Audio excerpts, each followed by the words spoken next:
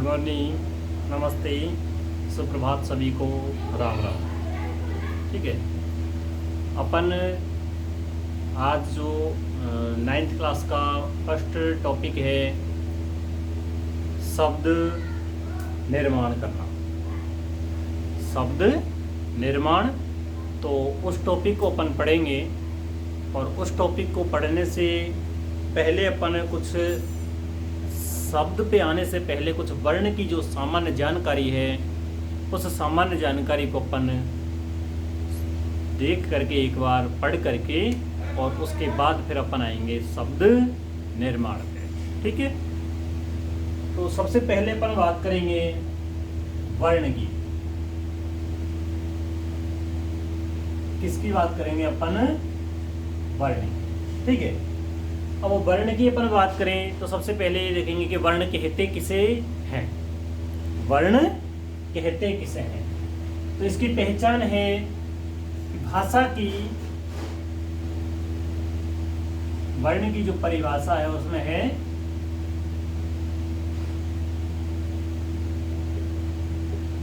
भाषा की वह सबसे छोटी इकाई,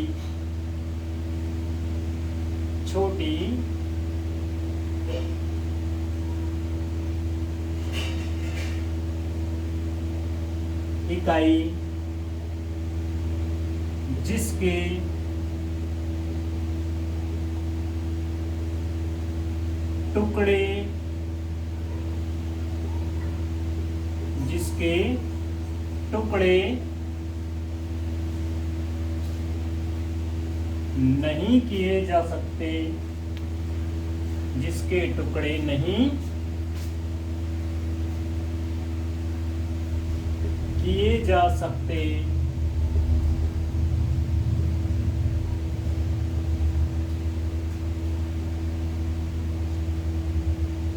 उसे वर्ण कहते हैं। उसे वर्ण कहते हैं।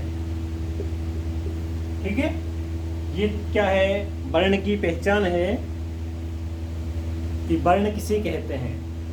भाषा की वह सबसे छोटी इकाई जिसके टुकड़े नहीं किए जा सकते, उसे क्या कहते हैं? अपन वर्ण कहते हैं। ठीक है, जैसे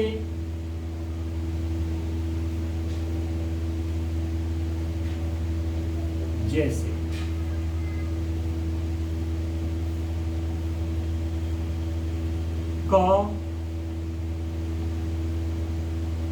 ख, ग, घ, च, छ, ज, झ, ट, ठ, ड, ढ, त, थ, द, ध, प, फ, ब, भ आदि।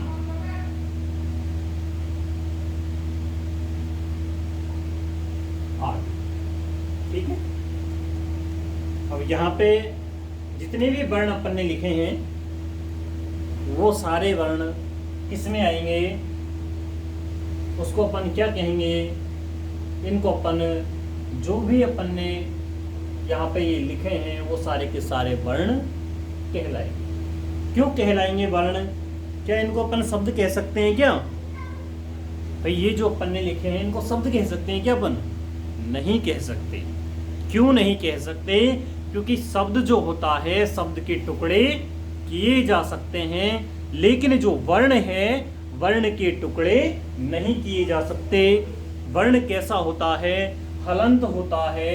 हल यानी कि उसके नीचे एक तिरछी रेखा लगी होती है, जिसके कारण वर्ण हमेशा कैसा माना जाता है? बिना मात्रा के, यानी कि आधा माना जाता है। ठीक है, यहाँ पे अपन ने ये वर्ण लिख दिए, इनके बीच में जो 5वें स्थान पर आता है वो वर्ण नहीं लिखा अपन ने। जैसे या अंग नहीं लिखा यहाँ पे यह नहीं लिखा, यहाँ पे अणय नहीं लिखा, यहाँ पे नहीं लिखा, और फिर यहाँ पे अपन ने मैं भी नहीं लिखा। क्यों नहीं लिखा? क्योंकि ये उच्चारण स्थान के अनुसार ये किससे उच्चारित होते हैं? नासिका से। नासिका से उच्चारित होने वाले वर्ण पंचम वर्ण कहलाते हैं, और वो भी किस में आएंगे? वो भी वर्ण के अंतर्गत ही आते हैं। उनको अपन लिख सकते हैं यहाँ पे, क्योंकि वो किस में आएंगे? वो भी एक वर्ण है। जैसे हलंत कोई भी वर्ण है, कोई भी किसी भी तरह का कोई भी वर्ण है जिसके नीचे तिरछी रेखा लगी हुई है, वो सारे के सारे किस में आएंगे? वर्ण में आ जाए। ठीक है, अब वर्णों के मेल से किसका निर्माण होता है? शब्द का। अब बात करेंगे अपन किसकी? शब्द। ठीक है, ये तो वर्ण हो गए। वर्ण के बाद में अपन किसकी बात करेंगे? शब्द की। तो दो या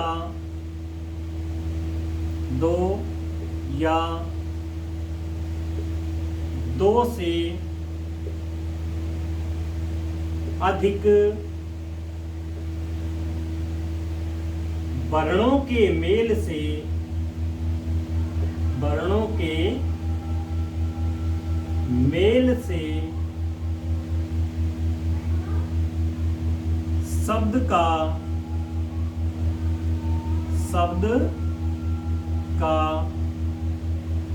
निर्माण,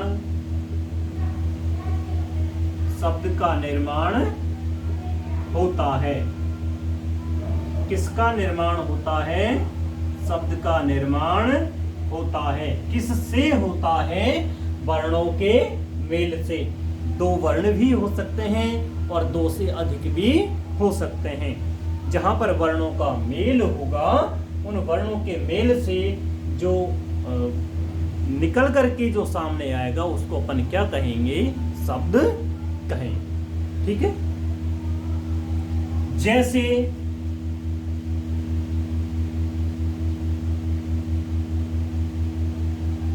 जैसे बात करें अपन क प्लस अ बराबर क, ख प्लस आ बराबर ख। अब यहां पर देखिए के में क्या जुड़ा हुआ है? आ की मात्रा जुड़ी होने के कारण के क्या है? यहाँ पर शब्द है। के क्या है? यहाँ पे शब्द है। ये वर्ण नहीं होकर के क्या बन गया? यहाँ पे शब्द बन गया। क्यों बन गया? क्योंकि इसमें क्या जुड़ गया? इसमें आ की मात्रा जुड़ गई। आ की मात्रा जुड़ने के कारण का क्या हो गया? यहाँ पे शब्द बन गया। इसी प्रकार से खा है, खा में अपन ने आ की मात्रा जोड़ी तो क्या बना? खा, और खा क्या है? एक शब्द है। ठीक है, एक बार नोट करो इसको।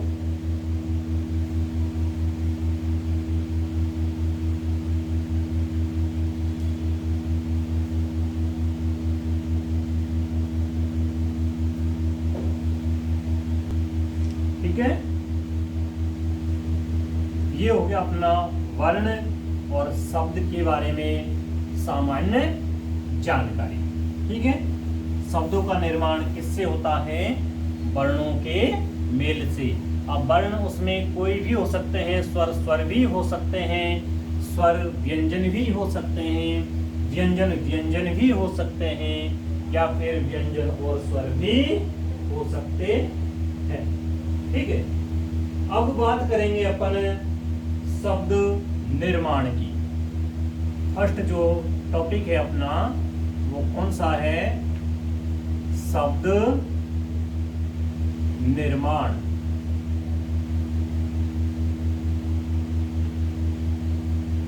शब्द निर्माण, ठीक है।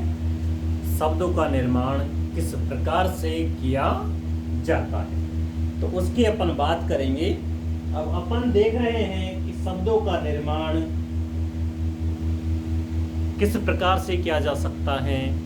अपन ने अभी पढ़ा शब्द की अपन ने सामान्य जानकारी थी वो देखी थी, ठीक है। और उसमें अपन ने वर्णों का और स्वरों का मेल करवाया था, ठीक है। वो तो हो गए एक सामान्य शब्द, ठीक है, सामान्य शब्द। लेकिन जब अब अपन जो पढ़ने वाले हैं वो पढ़ेंगे उपसर्ग और प्रत्ययों के आधार पर शब्द का निर्माण करना। शब्द निर्माण में सबसे पहले डालेंगे अपन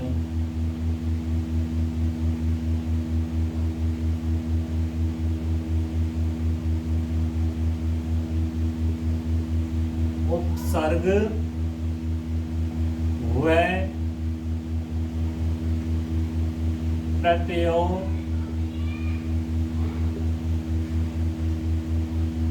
के आधार पर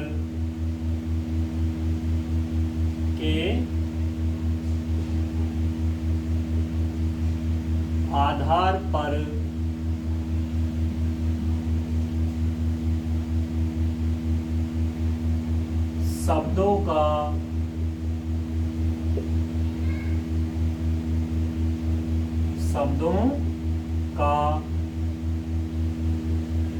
निर्माण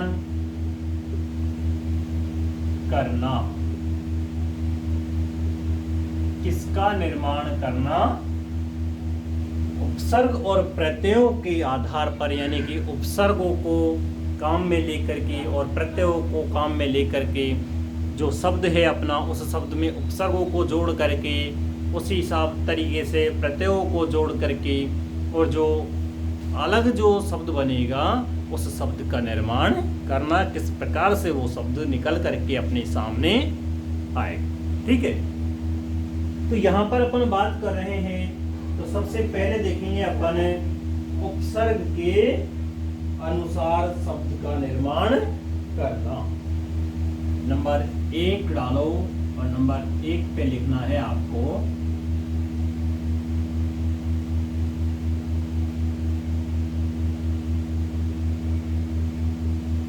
उपसर्ग या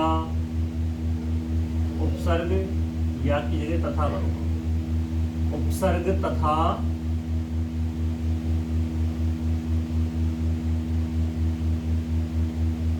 अव्ययों के द्वारा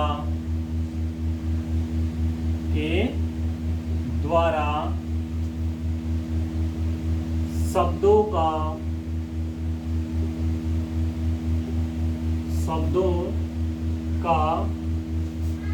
निर्माण। किसका निर्माण? शब्दों का निर्माण।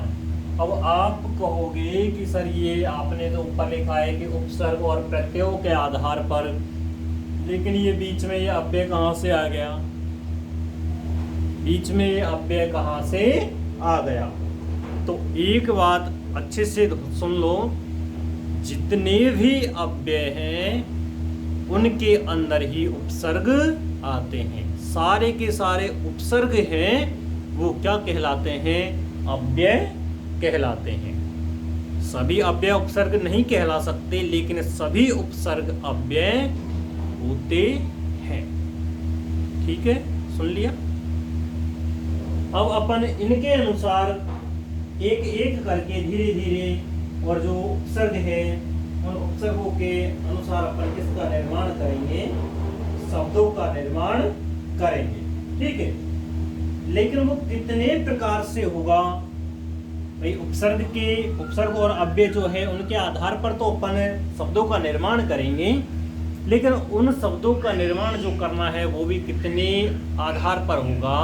तो वो कितने आधार पर होगा? 3 आधारों पर होगा, यानी कि 3 प्रकार से होगा। कैसे होगा?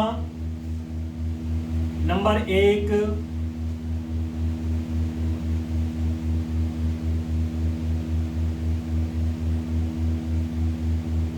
तत्सम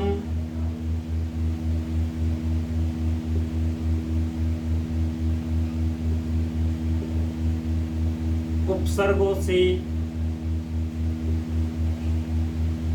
ठीक है। नंबर 2 आ गया तद्भव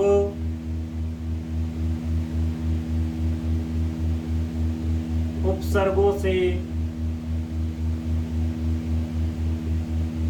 और नंबर 3 पर आएगा आगत या विदेशी उपसर्गों से। ठीक है, अपन पढ़ रहे हैं किसके आधार पर? उपसर्ग तथा अव्यय के आधार पर शब्द का निर्माण करना, और वो भी शब्द का निर्माण कितने प्रकार से किया जाएगा? 3 प्रकार से किया जाएगा। और 3 प्रकार में पहला जो है वो हो गया तत्सम उपसर्गों से, दूसरा हो गया तद्भव उपसर्गों से, और नंबर 3 पर जो है वो हो गया आगत या फिर विदेशी जो उपसर्ग है। आगत यानी आने वाले, मतलब बाहर से आने वाले। ठीक है, तो बाहर से कहां से? विदेश से। आगत कह दो या फिर विदेशी कह दो, बात एक ही है। आगत यानी आने वाले कहां से? भाई अपने देश में जो थे वो तो तद्भव और तत्सम हो गए, बाहर से आएंगे वो क्या कहलाएंगे? विदेशी।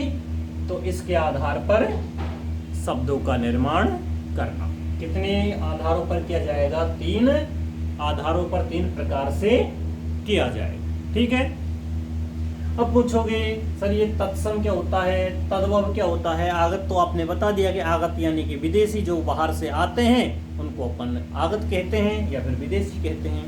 ठीक है, तो सबसे पहले बात करेंगे अपन तत्सम की। तो तत्सम के अंतर्गत संस्कृत भाषा के वे शब्द जिनको हिंदी के रूप में काम में लिया जाता है। संस्कृत भाषा के वे शब्द जिनको हिंदी भाषा में हिंदी के रूप में काम में लिया जाता है, तत्सम शब्द कहलाते हैं। कौन से शब्द कहलाते हैं? तत्सम शब्द। यानी कि संस्कृत भाषा के जो शब्द हैं उनको क्या कहेंगे अपन? तत्सम शब्द कहेंगे। ठीक है, नीचे है तद्भव। हिंदी भाषा के शब्दों को क्या कहते हैं? तद्भव कहते हैं। ठीक है, सरल तरीके से देखो, संस्कृत भाषा के शब्दों को क्या कहेंगे? तत्सम कहेंगे। हिंदी भाषा के शब्दों को क्या कहेंगे? तद्भव कहेंगे। और जो बाहर से आएंगे, विदेश से आएंगे, उसको विदेशी कहेंगे। ठीक है, एक बार इसको नोट करो इतना।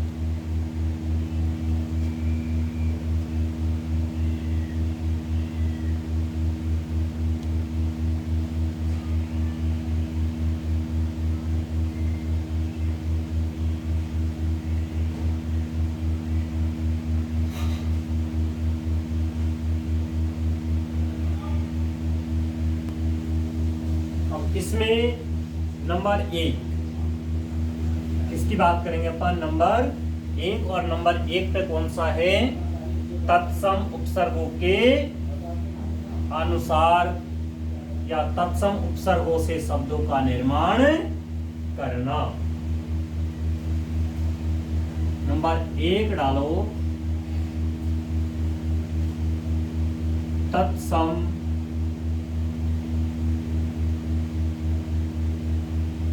उपसर्गों से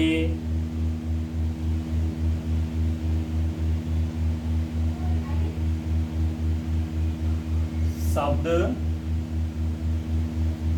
बनाना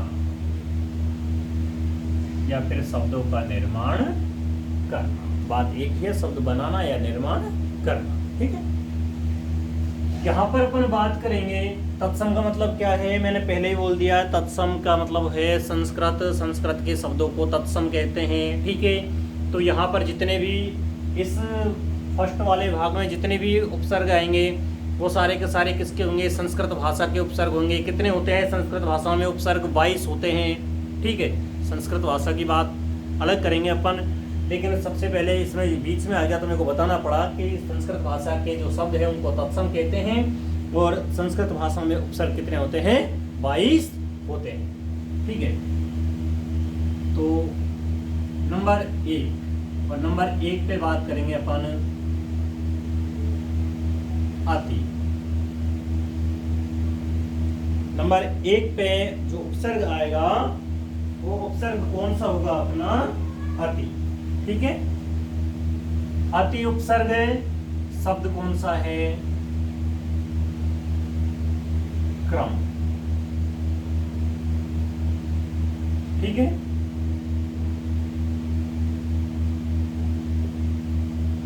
फिर अति उपसर्ग है और जो शब्द है अपना वो शब्द होगा अपना आचार।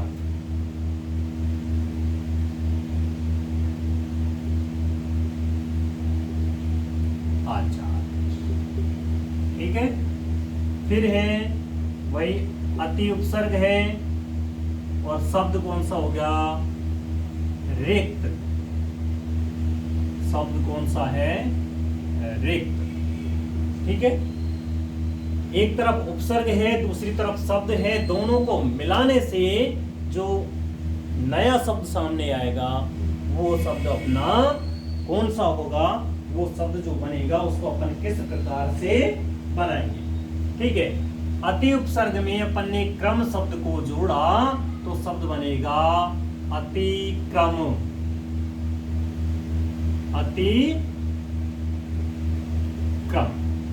ठीक है, इधर क्या है? अति शब्द है, अति उपसर्ग है और आचार क्या है? शब्द है।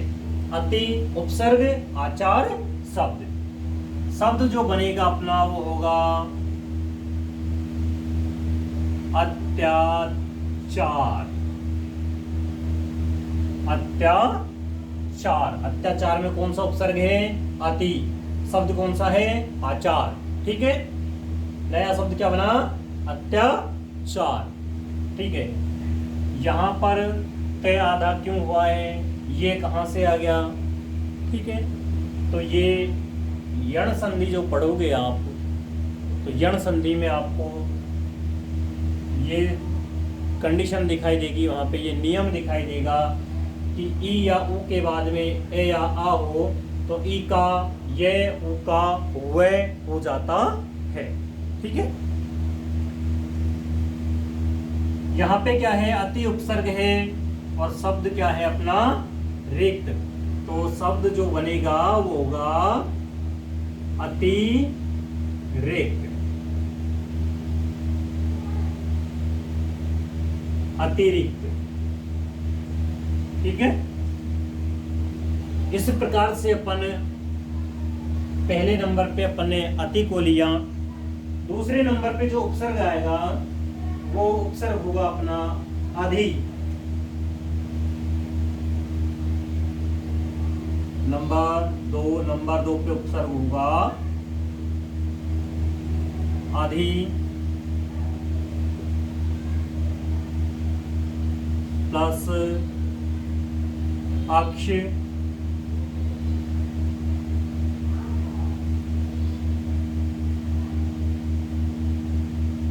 अधि प्लस आपक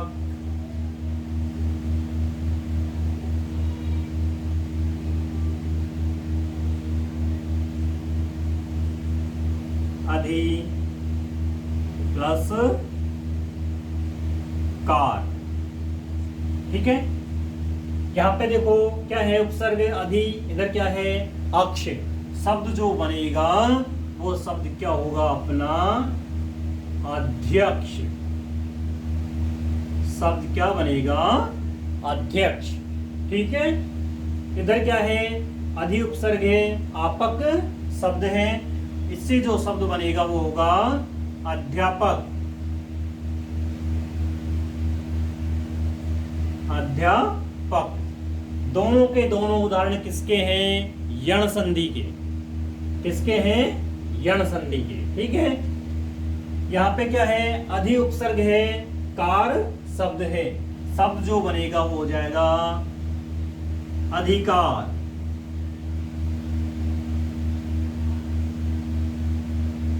नया शब्द जो बना है वो क्या हुआ है? अधिकार। ठीक है। एक बार इसको नोट करो, फिर आगे देखते हैं।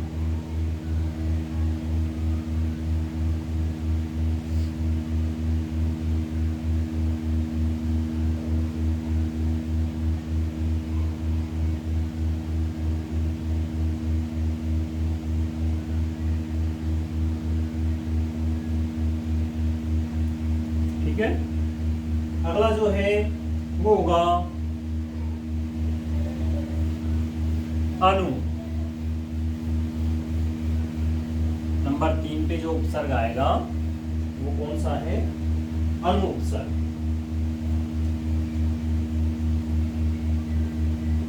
नंबर 3 और उपसर्ग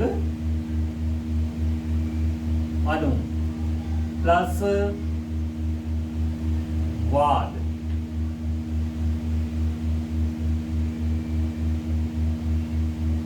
अनु प्लस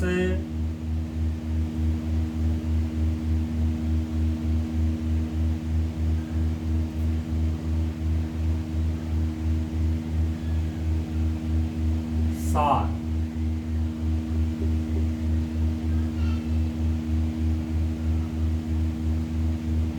अनु प्लस बाद हो गया, सार हो गया, उसके बाद में आता है शासन।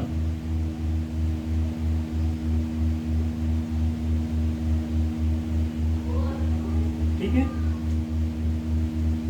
अब यहाँ पे जो शब्द बनेगा वो क्या होगा? अनु प्लस बाद और शब्द बनेगा अनुवाद। शब्द क्या बन करके आया? अनुवाद। ठीक है। यहाँ पे क्या है? अनु, यहाँ पे क्या है? सार। शब्द बनेगा वो होगा अनुसार। अनुसार। इधर क्या है? अनु, इधर क्या है? शासन। शब्द क्या बनेगा? अनुशासन। अनुशासन।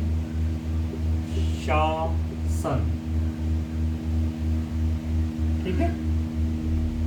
उसके बाद में अगला जो उपसर्ग आएगा वो होगा अप। नंबर 4 पे कौन सा है? Up.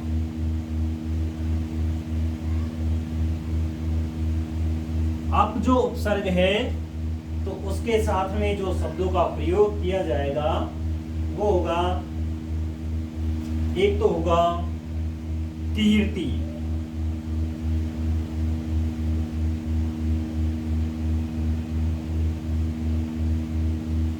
Up plus yes. Up plus वाद। ठीक है। शब्द उपसर्ग क्या है? अप। शब्द क्या है? कीर्ति। इससे नया जो शब्द बनेगा वो क्या हो जाएगा? अपकीर्ति।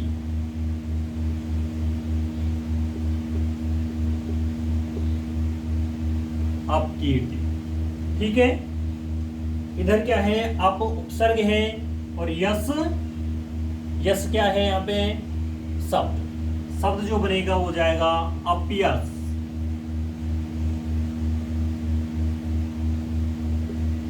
अपयस। ठीक है। इधर क्या है? अप है उपसर्ग और वाद है शब्द, नया जो शब्द बनेगा वो हो जाएगा अपवाद। अपवाद, ठीक है। तो आज की वीडियो में इतना ही, मिलते हैं कल इसी के जो उपसर्ग है अन्य उनको लेकर के नए वीडियो में। तब तक के लिए धन्यवाद, ठीक है।